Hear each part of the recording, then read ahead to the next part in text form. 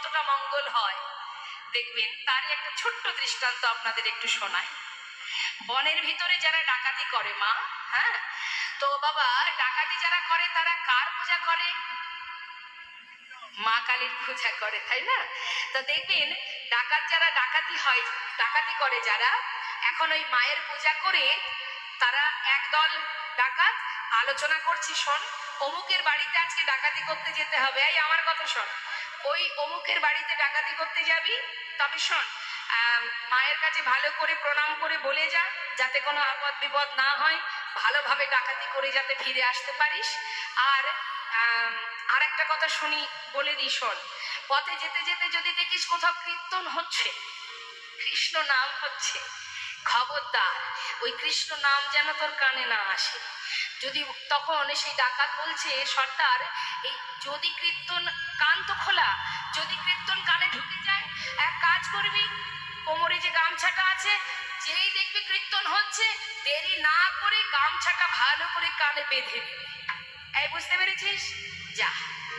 এখন মা যে বাড়িতে গেছে ডাকাতি করতে, ডাকাতি করে নিয়ে ফেরার পথে রাত্রে হঠাৎ এক জায়গায় কীর্তন হচ্ছে, সাধু সঙ্গ ভক্ত সঙ্গ হয়েছে, সেখানে মধুর কৃষ্ণ নাম হরিনাম হচ্ছে, আর তারই পাশ দিয়ে বনের ভিতরে দিয়ে সেই ডাকাত চুরি করে পালিয়ে যাচ্ছে।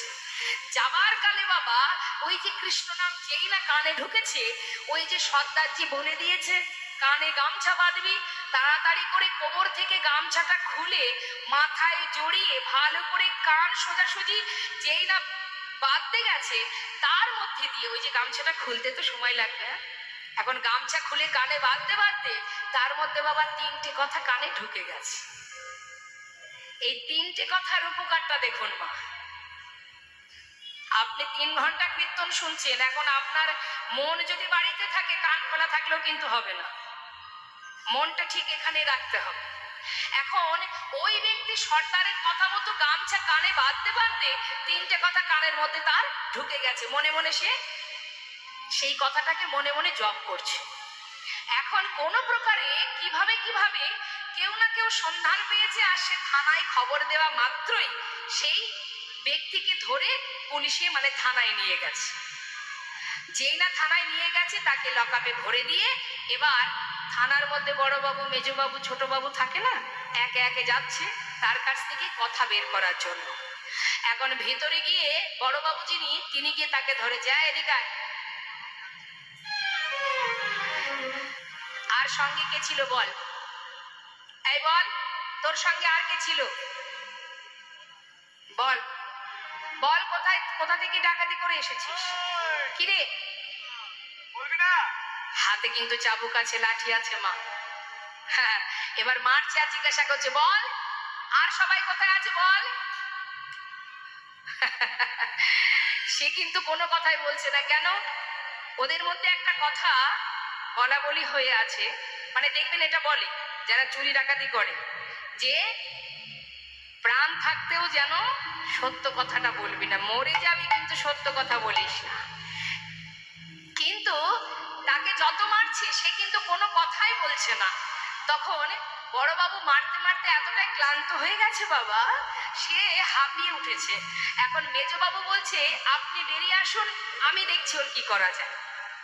এখন বড়বাবু পরাজিত হলেন, এবার মেজবাবু চিন্তা করছে ওকে মারধর দিয়ে কথা বের করা যাবে না, কলা কৌশলে ওকে ওর কাছ থেকে কথা বের করতে হবে।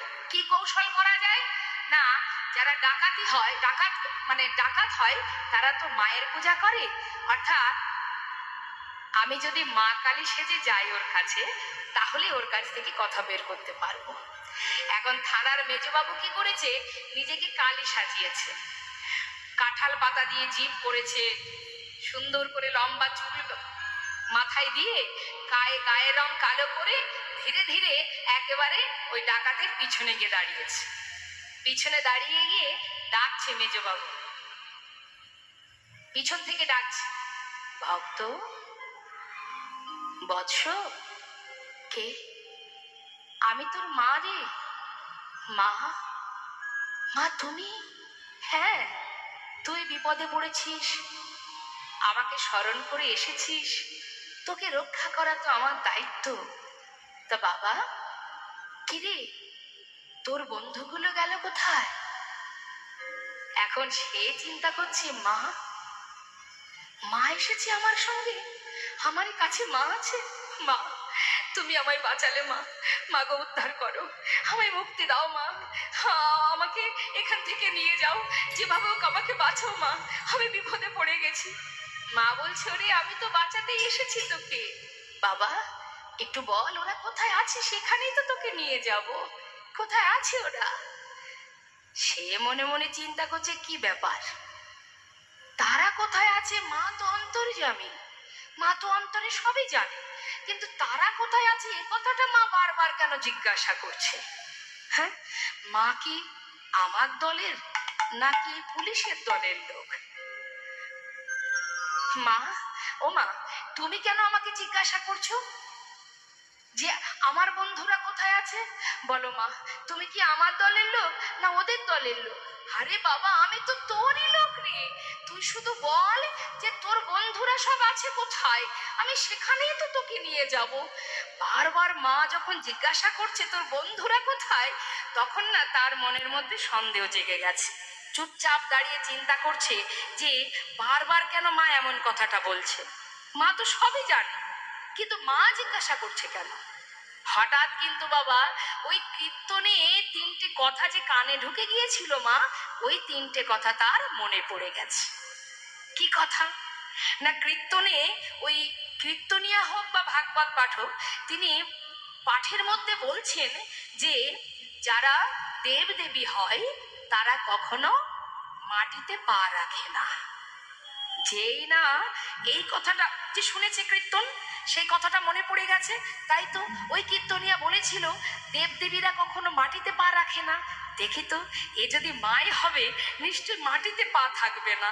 সঙ্গে সঙ্গে আর চোখে তাকিয়ে দেখছে, হ্যাঁ বেশ পা দুটো মাটিতেই আছে। আর একটা কথা কি, যে কখনো দেবদেবীদের চোখের পলক পড়ে না। দেখি তো চোখের পলক পড়ছে কিনা, দেখছে হ্যাঁ সেটাও পড়ছে।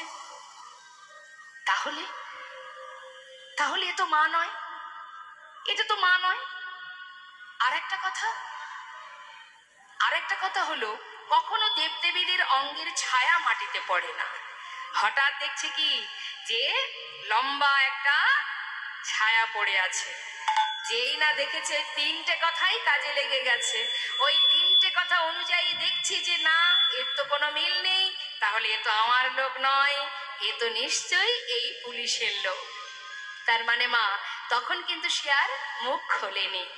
এখান থেকে এই দৃষ্টান্তটা দেওয়ার এটাই কারণ যে কীর্তন যেভাবেই শোনো, হেলাই বা শ্রদ্ধায় যেবা নাম লয়, ক্রমে ক্রমে কৃষ্ণ ভক্তির হয় উপচয়। কৃষ্ণ গালি দিতে যদি কেউ করে কৃষ্ণ নাম উচ্চারণ, সেই সে নাম হয় তার মুক্তিরও কারণ। অর্থাৎ তুমি যদি ব্যঙ্গ করে, ঠাট্টা করে, তিরস্কার করে কৃষ্ণ নাম বলো, কৃষ্ণ নাম শ্রবণ করো, সেটাই তোমার মুক্তির কারণ হয়ে দাঁড়াবে। নিতাই গৌর হরিবোল হরিবোল। তাই বৈষ্ণব মহাজন বললেন, না